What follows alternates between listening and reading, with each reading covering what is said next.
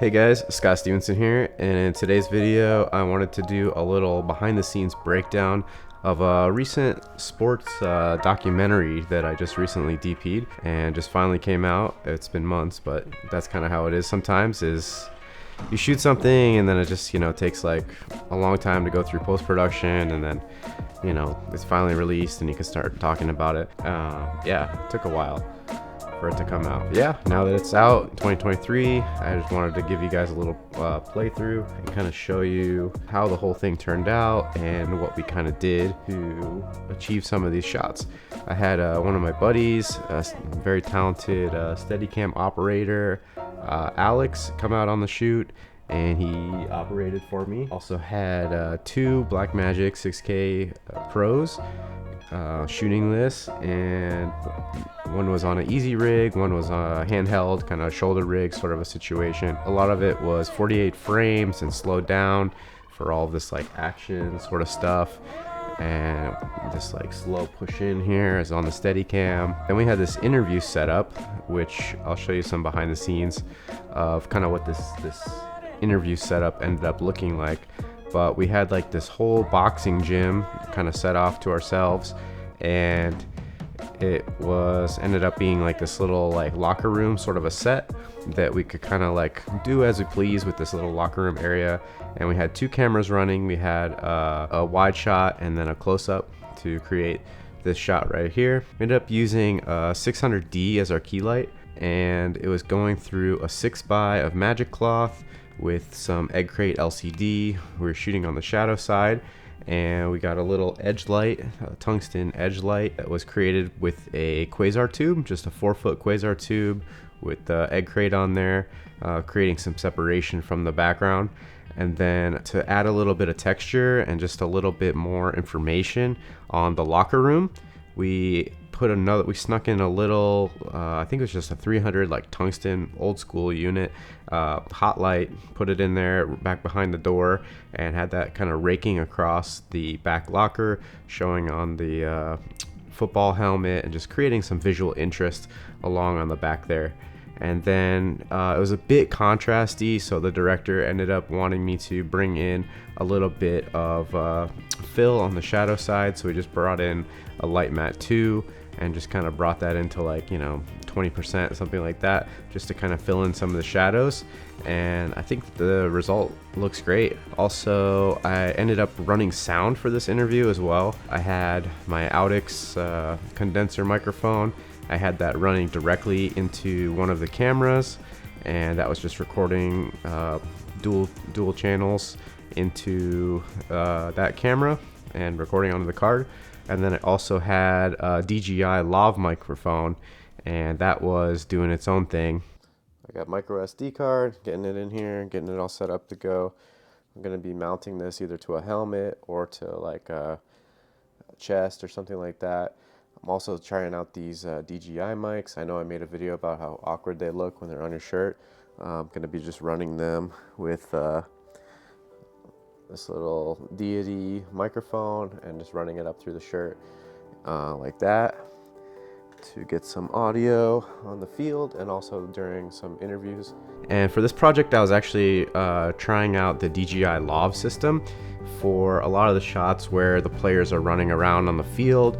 I mic'd them up and I just got some of their like natural sound of them like talking in the huddle and the coaches and stuff like that, and I had that just wirelessly going into the camera. And then also during the interview setup, I ended up using the DJI lav as well. And one issue that I did have is with the DJI system, the locking connection on the wireless transmitter, just I don't know, if it starts to move around, you get a little bit of interference, and it's not the greatest connection for connecting a lavalier into the microphone. So what we ended up doing is, instead of using the lavalier and having it under the clothes and getting a lot of rustle, we decided to not use a lavalier with that system and just take the transmitter and just clip it on the inside of her bra, and it ended up being okay. It was pretty hidden. I'm not sure what audio source the editor ended up using, if they used the boom or if they used the lav, but I don't know. I'm still searching for the best budget wireless system out there. I still haven't come across one that I really like. Sometimes for sit-down interviews, I like to use the Sennheiser, the AVX system. I'll put a photo of it right here on the screen so you guys can check out what I'm talking about. That's actually a pretty good system. It's just kind of pricey. I've used other Sennheiser systems in the past, and I've actually done a review of one of them on my channel. I'll put a link to it right here so you can check it out. I was really not happy with that lavalier system. So for the most part, I like to try to go with a boom for sit-down interviews like this. For all the stuff that we did of the players running around on the field, we just had 2 cameras going. We shot on ingenues, 2 different sets of ingenues, and I think it was a 18 to 40, 44, something like that, 18 to 44 or 16 to 44 ingenue, and then we had a 50 to I want to say 105, something like that. Two different zoom lenses. One was on the wider end, one was more telephoto, and yeah, ingenues are great. They're fantastic lenses. Why such expensive lenses on a Pocket 6K Pro camera? You know, these lenses are like 3-4 times the price of the camera, because you know, image quality of the camera is great. We're shooting Blackmagic RAW for a majority of this, and you know, ingenues were fantastic, and I had, you know, a hookup for the lenses, so I ended up using those, and I shot the whole thing, even all the Steadicam stuff with ingenues. And for all the movement and all of the Steadicam shots that we did on this, it was all shot on the Ursa G2, and that also had the ingenue lenses on there as well. And we had a remote follow focus. We were pulling focus, and we had a Teradek going, and that way we can kind of be like out away from the huddle or out away from the operator. He can be out on the field, and we can kind of be off to the sidelines and doing our thing.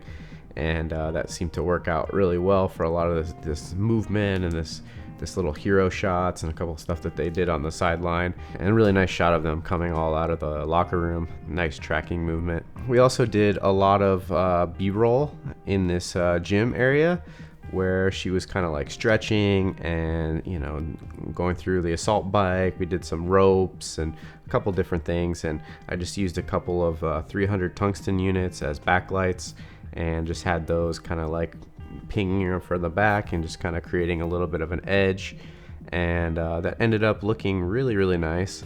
And I think we just brought in a little light mat in the front just to kind of fill her in, or a bounce or something like that. And most of that was all handheld with the Easy Rig. And overall, really incredible project. A great story. I encourage you guys to go check it out, watch it. I'll put a link to it here on YouTube. It was really fun to be a part of. We also used some GoPros. We had a GoPro that was kind of mounted on her helmet throughout the game and kind of like throughout the practice. This shoot was a 3-day shoot, and there was a practice day where we kind of had her running around, put a GoPro on her head, and got some like shots of them running around, you know, first person. And then the second day was an interview, and then the third day was the actual game where, you know, the 2 teams came together and played for the championship. So that was super cool. It was cool that we actually had 3 days to get her story, get, you know, her nice interview, and then, you know, a couple different chances to get that B-roll. Overall, great project. I'm really happy I got a chance to work on this and be a DP for such an amazing story. And I really, you know, love the crew that I got to work with. Yeah, for the most part, it was a pretty small crew. I think there was about 5 of us. DP, director, Steadicam operator, B camera operator, first AC, and some days we had, and then sound as well. So we had about 5-6 people, producer, you know, under 10 people, pretty small. The interview day was probably the largest day that we had most people on set. We had PAs and stuff like that, so it was kind of nice.